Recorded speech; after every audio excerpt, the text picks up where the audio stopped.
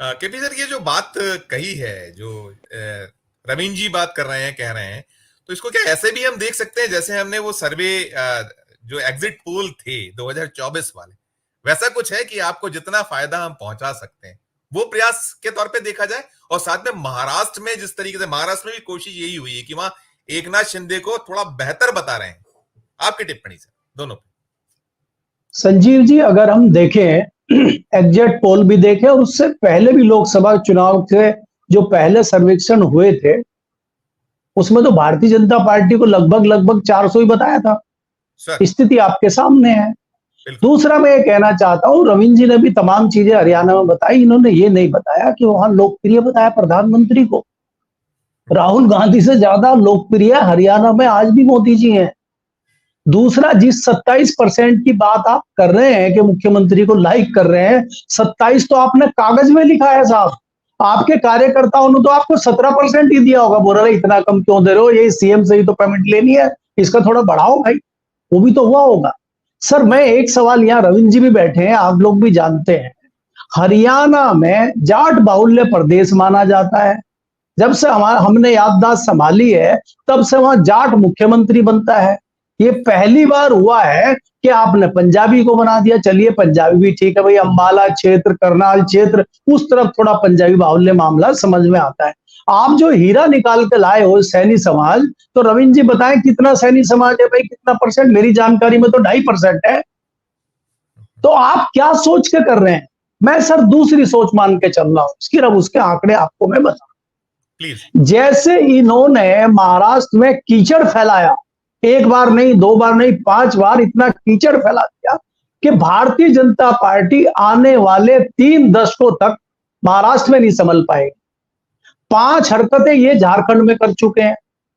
तो इनका कहना यह है कि हमें अब भारतीय जनता पार्टी देश में और केंद्र में चाहिए ही नहीं, क्योंकि हमें नरेंद्र मोदी जी जो अपना रिकॉर्ड बना रहे हैं, इतिहास बना रहे हैं, वो ये भी चाहते हैं कि अगले आने वाले 30-40 सालों में ये हो कि भारतीय जनता पार्टी के आखिरी प्रधानमंत्री नरेंद्र मोदी जी थे। क्योंकि आप ये देखिए कि आरएसएस ने ये सुझाव रखा, हमारे सूत्र जो बता रहे दिल्ली के, कि आरएसएस के लोगों ने ये, इन्होंने तो कह दिया था कि हमें आरएसएस की जरूरत नहीं, हमारी इतने मजबूत हो चुके हैं कि अपने पैरों पे खड़े हो चुके हैं, लेकिन अब आरएसएस आ गई है। तो आरएसएस ने ये कहा कि आपका चेहरा इतना धूमिल हो चुका है कि आपके चेहरे पर सरकार चलाना मुश्किल हो गया है। तो आप जो है अपनी जगह पे ऐसे एक सर्वमान्य चेहरे को लेके आते हैं, चाहे वो उसमें शिवराज हो, चाहे वो गडकरी हो, और गडकरी जैसे चेहरे पे ममता बनर्जी भी आ जाएंगी, शरद यादव भी, शरद पवार भी आ जाएंगे, शिवसेना भी आ जाएगी, और भी लोग आ सकते हैं। तो हम सरकार को 5 साल चला सकते हैं। तो इन्होंने कहा कैसे चला सकते हैं? शाम धाम दंड भेद करें हम, और इनको बना दो जो पंचायत का चुनाव नहीं जीत सकते। कैसे होगा? हम नहीं होने देंगे। तो ये स्थिति भारतीय जनता पार्टी में बन चुकी है। भारतीय जनता पार्टी को, जिसमें हम चाणक्य कहते थे कि चाणक्य ऐसी रणनीति बनाते हैं, अभी शुक्ला जी ने भी बताया शुरू में, अगर आपको याद हो, कि चाणक्य जी ने जो बना दिया वो फॉर्मूला पास है हर जगह। अब जब चाणक्य का फॉर्मूला पास क्यों नहीं हो रहा है साहब? अब चाणक्य कहां चले गए? तो चाणक्य ही जा रहे हैं कि उल्टे सीधे फैसले किए जाएं और भारतीय जनता पार्टी का सफाया किया जाए। हालत आपके सामने उत्तर प्रदेश के हैं। अगर हमें और आपको पता है, ये बैठे हैं सुशील दुबे जी, कितनी हमने सैकड़ों सैकड़ों हमने डिबेट किए, जिसमें हमने कहा 35 से 40 सीटें भारतीय जनता पार्टी की उत्तर प्रदेश में आ रही है। अगर हम जैसे व्यक्ति को पता है, तो क्या चाणक्य जी को नहीं पता? इन लोगों को नहीं पता? तो इन्होंने क्यों नहीं उत्तर प्रदेश में प्रयास किया? और आज जो आप चीजें देख रहे हैं, जिस प्रकार से आपने वक्फ बोर्ड का जो आप बिल लेके आए थे और एक आपने उसको जेपीसी में भेज दिया, उसका कारण ये है कि वहां पे भले ही लल्लन सिंह बोलते रहे कि नहीं बहुत बढ़िया बिल है, हम इसका समर्थन करेंगे, खबर ये आज, फोन ये आ चुका था मोदी जी के पास, नीतीश का भी और चंद्रबाबू नायडू का, कि हम आज ही इस बिल का विरोध करेंगे और समर्थन वापसी आज ही हो जाएगा। तो इन्होंने उसको जेपीसी में भेज दिया। और बार बार ये जो चीजें, लिटरल एंट्री वाला देख लीजिए, आप तो पहले से करते रहे हैं, इससे ज्यादा भर्तियां हो चुकी है। तो आप जो बैकफुट पर जा रहे हैं बार बार, इससे ये समझ में आता है कि स्थिति बहुत कमजोर है।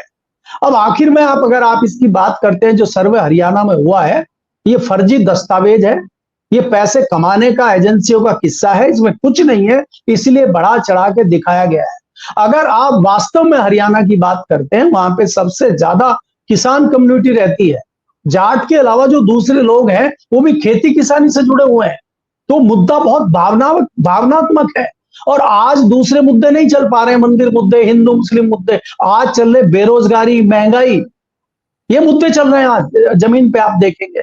और जो दूसरा मुद्दा है हरियाणा का, जो बहुत ही भावुक मुद्दा है आज की डेट में, प्रधानमंत्री ने जिस प्रकार का परिचय दिया है विनेश फोगाट के मामले में, उसमें क्या सच्चाई है क्या नहीं है, उसमें वो दोषी मान रहे हैं प्रधानमंत्री जी को कि विनेश एक दिन में 3 दुनिया के बड़े पहलवानों को हराया, जिसने एक दिन में जानबूझ के उसकी फाइट कराई गई एक ही दिन में। और उसके बाद प्रधानमंत्री जी का वो जख्म पे नमक वाला जो ट्वीट आया है, वो एक भावनात्मक मुद्दा हरियाणा में है, जो भारतीय जनता पार्टी को बहुत बड़ा नुकसान पहुंचाएगा। और रविंद्र जी ने कहा कि 50% टिकट कट रहे, मेरी जानकारी में 75% टिकट कट रहे हैं पुराने लोगों के, उनके पास टिकटार्थी नहीं है भारतीय जनता पार्टी के। और अजय शुक्ला जी ने कहा कि 2800 लोग आ गए कांग्रेस में, वो 3000 से ऊपर संख्या बढ़ चुकी है। बात ये नहीं है, बात जो कांग्रेस भी जीतेगी तो कांग्रेस ने कोई नया वहां बहुत बड़ा अपना असर खड़ा नहीं कर लिया हरियाणा में। जो भारतीय जनता पार्टी का चरम पे विरोध हो रहा है, उसका सीधा सीधा फायदा कांग्रेस को हरियाणा में मिलेगा, क्योंकि उस तरह से कोई बड़ा दल वहां पे जमीन पे नहीं है। जिस प्रकार से आपने उत्तर प्रदेश में देखा, सुशील दुबे जी बैठे, हम लोगों ने कभी नहीं सोचा था कि समाजवादी पार्टी इतना 37 सीटें ले जाएगी। हमें था कि 20-22 सीटें समाजवादी पार्टी की आ सकती हैं इन परिस्थितियों में, लेकिन वो 37 सीटें ले। तो उसको फायदा, जो नेगेटिविटी भाजपा की हुई, उसका फायदा समाजवादी पार्टी को मिला, वही फायदा मैं यहाँ पे देख रहा हूं। और यही स्थिति आप देखेंगे झारखंड में चुनाव आते आते यही स्थिति बन जाएगी कि भारतीय जनता पार्टी की मटिया मेट झारखंड में होके और जेएम को फायदा मिल जाए। आप उसको जेल में डाल रहे हैं, शाम दाम दंड भेद कर रहे हैं, 5 बार आपने वहां पे जो है ऑपरेशन लोटस चलाने की कोशिश की, हर बार आप फेल हो रहे हैं, हर बार चाणक्य जी फेल हो रहे हैं। मणिपुर की स्थिति आपके सामने है। तो मुझे लग रहा है कि भारतीय जनता पार्टी अपना बिस्तर बोरिया खुद ही समेट रही है। ये इसका भी बिस्तर बोरिया समेटने का श्रेय भी राहुल गांधी को नहीं देना चाहती। ये कहना चाहती कि हम तो बिस्तर बोरिया लपेट के और अडानी जी से बात करके कि उड़न खटोले की व्यवस्था करो, हम लोग अपना निकल लें। क्यों हम राहुल गांधी को श्रेय दें भाई, क्यों हम विपक्ष को श्रेय दें? जी बिल्कुल बिल्कुल बिल्कुल ठीक कह रहे हैं। वो राहुल गांधी से तो जो फोबिया है, उससे का भय तो बार बार नजर आता है।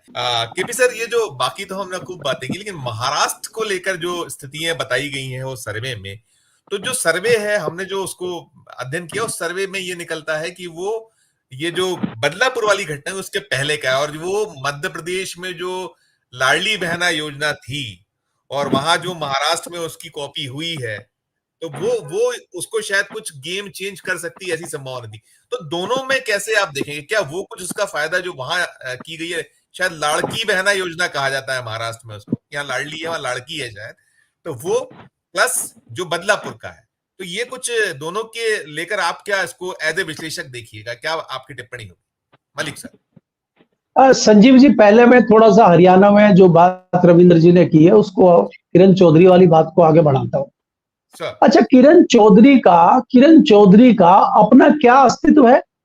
वो बंसीलाल की बहू है, इसलिए चुनाव जीतती रही है, अपनी लड़की को भी जिता दिया है। नहीं, मैं वही कह रहा हूं सर। इसके अलावा आप देखिए कितना बड़ा फायदा हरियाणा के इस चुनाव में किरण चौधरी जी ने कर दिया। 2 पार्टियों का फायदा। एकमात्र नेता है हरियाणा की जिन्होंने प्रभावित किया है भारतीय जनता पार्टी और कांग्रेस दोनों को। कांग्रेस में तो ये बच गया कि जहां कांग्रेस पे आरोप लगता है गुटबाजी होती है, तो एक गुट अपने आप चला गया, खत्म हो गया, समाप्त। तो वहां मिठाइयां बट रही हैं कांग्रेस में। दूसरा, भारतीय जनता पार्टी में आपको राज्यसभा भेज दिया, तो जो तीसरे लाइनर कार्यकर्ता पदाधिकारी भारतीय जनता पार्टी के थे, केपी भाई, बंसीलाल का परिवार भी मिठाई बांट रहा है। मैं वही कह रहा हूं। तो उससे क्या हो गया कि जो वो कार्यकर्ता थे भारतीय जनता पार्टी के, वो कह रहे हैं अगर इसी को भेजना था, जैसा कि रविंद्र जी ने कहा, तो हम यहाँ किस लिए है भाई? तो ये तो इतना बड़ा फायदा जो है कांग्रेस का करके गई है, इनका तो धन्यवाद हम जैसे लोगों को भी करना चाहिए। खैर, अब आपने महाराष्ट्र की जो बात की है, देखिए, सर्वे पे मैं पहले कह चुका हूं, और जो मैं नहीं कहना चाह रहा था वो अजय जी ने उस बात को क्लियर कर दिया। नानाजी देशमुख को आपको समझ लेना चाहिए। ये जिस प्रकार के सर्वे हो रहे हैं, चाहे वो महाराष्ट्र का सर्वे हो, चाहे वो हरियाणा का सर्वे हो, चाहे वो दिल्ली का सर्वे हो, सर्वे किस प्रकार से होते हैं, क्यों होते हैं, ये हमें और आपको पता है। और मैं ये कहना चाह रहा हूं अभी कि भारतीय जनता पार्टी, चाहे आप हरियाणा की बात करें, चाहे महाराष्ट्र की बात करें, वेंटिलेटर पे है, और डॉक्टर जो है बड़े बड़े इंजेक्शन लगा रहे हैं मरीज को, और वो जो बिजली का लगाते हैं झटके देने वाला, सुशील जी जानते हैं, वो भी लगा रहे हैं, लेकिन वो मरीज हिल नहीं रहा है। आप ये देखिए कि आप महाराष्ट्र में पिछले कितने सालों से लगातार ऑपरेशन लोटस चला रहे हैं। अच्छा कमल खिलाने के लिए आपने कितना कीचड़ फैला दिया है महाराष्ट्र में। तो आप लाडली बहना स्कीम लेके आइए, आप सर्वे करवाइए, कुछ नहीं होने वाला है। वहां जो मुझे दिखाई दे रहा है, जो कांग्रेस के लिए, विपक्ष के लिए नुकसानदायक स्थिति पैदा कर सकता है, वो ये है कि आप कांग्रेस में, शिवसेना में और शरद पवार की पार्टी में टिकटों का बंटवारा कैसे होगा, वो स्थिति है। दूसरा, अगर आप देखेंगे कि आप ये बताइए कि जिसको भ्रष्टाचार का सौदागर आप बता रहे थे 1 महीने पहले, आप उनको जेड सिक्योरिटी दे रहे हैं। आज उन्होंने ये कह दिया कि भैया मेरी सुरक्षा के लिए नहीं दिया, ये मुझे कौन मारने आ रहा है 83 साल के बूढ़े को। ये तो इन्होंने इसलिए दिए कि साला मेरे से कौन मिलने आ रहा है, मैं किससे मिलने जा रहा हूं, क्या चल रहा है, मेरे को हाउस अरेस्ट कर लिया गया है, उनको हाउस अरेस्ट कर लिया है।